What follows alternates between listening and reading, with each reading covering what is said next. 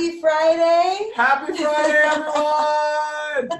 As our Fridays go, I'm Rachel, UpKeep's Associate Product Manager. And I'm Ryan, I'm the CEO and founder. Yes. And we're so excited this Friday to come to you with some new updates. So this week we're really excited to announce that we've released a new column view of all of our work orders. So what that means is, in addition to the work order list in the calendar view, there's now a third option to view all of your work orders in separate columns. So each column will represent a status of that work order, and it's really easy to use, it's really fun. You can just drag and drop each work order into its relevant status in that column.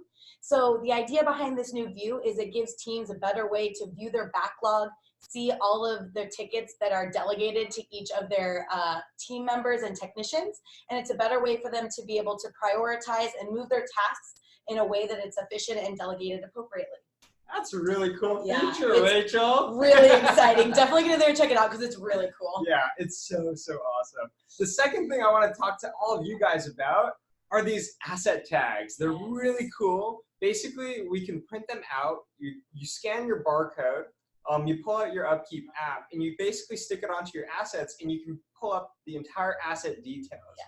So what we've done here around the UpKeep office, I've got my handy dandy UpKeep laptop, but we can also have this asset tag right here. And what this does is, again, allows us internally to use UpKeep, walk by that laptop, scan the barcode, and we can pull up everything that's happened to it.